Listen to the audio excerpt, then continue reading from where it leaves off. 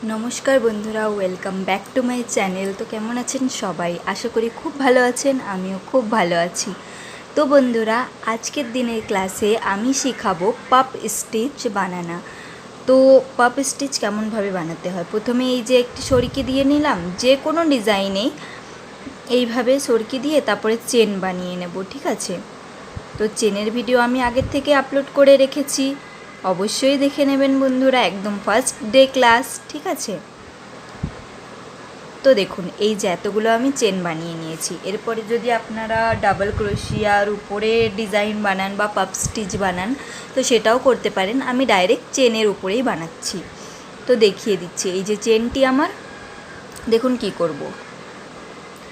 এইভাবে দুটি chain skip করে 3 নম্বর চেনটিতে ক্রোশ দিয়ে এইভাবে টেনে আনব। ঠিক আছে, আবার দেখিয়ে দিই, দেখুন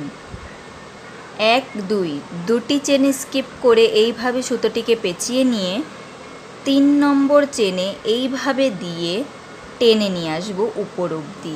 এই যে এইভাবে টেনে নিয়ে আসবো। ঠিক আছে, তারপরে আবারও পেঁচিয়ে আবারও সেম জায়গাতেই সেম চেনেই এইভাবে টেনে নিয়ে আসবো। দুবার হলো, এবারে আবার এইভাবে পেঁচিয়ে সেম চেনে আবার দিয়ে এইভাবে টেনে নিয়ে আসবো। 3বার হলো, আবার এইভাবে দিয়ে এইভাবে টেনে নিয়ে আসবো। 4বার হলো, তো 4বার করলেই ঠিক আছে, 3বার করলে বেশি পাতলা দেখায় পাপটা। ঠিক আছে, তো দেখুন এরপরে আমরা কি করব, আরেকবার পেঁচিয়ে নেব, এইভাবে সবগুলোর ভেতর থেকে বের করিয়ে আনবো। লাস্টে একটি ঘর শুধু থাকবে, রয়ে যাবে একটি ঘর। তারপরে আবার পেঁচিয়ে এইভাবে ওই দুটো ঘরকে একসাথে বের করিয়ে আনবো, দিয়ে টাইট করে দেবো। তো দেখুন কত সুন্দর হয়ে গেল পাফ স্টিচ। আবার আরেকটা দেখিয়ে দিই। তো চলুন, এইভাবে পেঁচিয়ে নিলাম, এই যে পরের চেনটিতে এইভাবে দিয়ে এইভাবে টেনে নিয়ে আসবো এই চেনটি সমানে। ঠিক আছে, তারপরে আবার পেঁচিয়ে যেমন ডাবল ক্রোশিয়া বানায় সেইভাবেই এইভাবে দিয়ে এইভাবে সুতোটিকে টেনে নিয়ে আসবো 2বার। আবার সুতোটি পেঁচিয়ে নেব, পেঁচিয়ে নিয়ে সেম চেনেই দিয়ে এই 3বার, আবার সেম চেনে দিয়ে এইভাবে পেঁচিয়ে এরপরে আবার পেঁচিয়ে সবগুলোর মধ্যিখানে এইভাবে বের করে আনব। লাস্টে রয়ে গেল 2টো স্টিচ, এইভাবে এইরকমভাবে, এই দেখুন। ঠিক আছে, আশা করি বন্ধুরা বুঝতে কোনো অসুবিধা হচ্ছে না।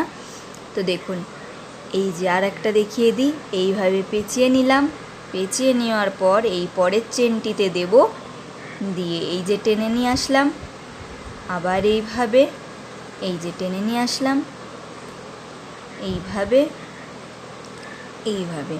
বন্ধুরা আমার এই ছোট ছোট ভিডিওস ক্লিপগুলোর মধ্যে দিয়ে আপনারা খুব সহজেই কুরুশ চালানো শিখে যাবেন।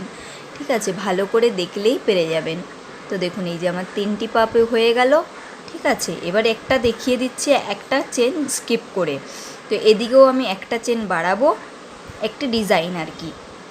এখানে যেরকম কোনো চেন ছাড়িনি আর কোনো ঘর স্কিপ করিনি, পরপর করে গেছি, সেরকম করব না। এখানে একটি চেন নিলাম, সেরকম এখানেও একটি চেন স্কিপ করে পরের চেনটিতে পাপ বানাচ্ছি।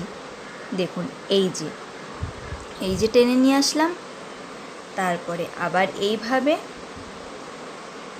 আবারও টেনে নিয়ে আসলাম 2বার, 3বার, 4বার।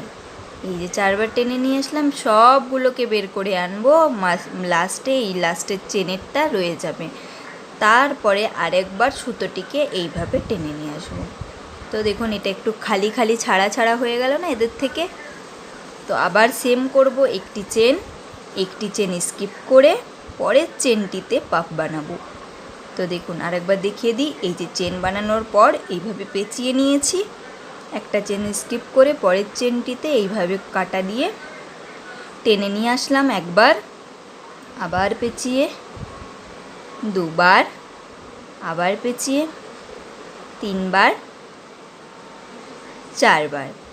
তো এই যে সবগুলোকে আবার বের করে আনলাম, 2টো রয়ে গেল, এই 2টোকেও বের করে আনলাম সুতো দিয়ে।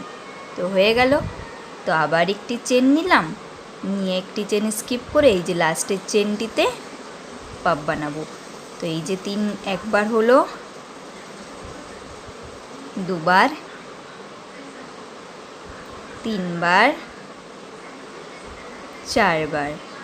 সবগুলিকে একসাথে বের করে এই 2টোকেও একসাথে বের করে আনবো। তো দেখুন খুব ইজি না, কত ইজি। তো অবশ্যই বন্ধুরা প্র্যাকটিস করবেন, ঠিক আছে? প্র্যাকটিস করলে অবশ্যই পেরে যাবেন। আর থ্যাংক ইউ সো মাচ আমার ভিডিওটি ওয়াচ করার জন্য। প্লিজ আমাকে সাপোর্ট করুন, আর লাইক, শেয়ার অ্যান্ড সাবস্ক্রাইব করে যাবেন প্লিজ প্লিজ প্লিজ বন্ধুরা। Thank you.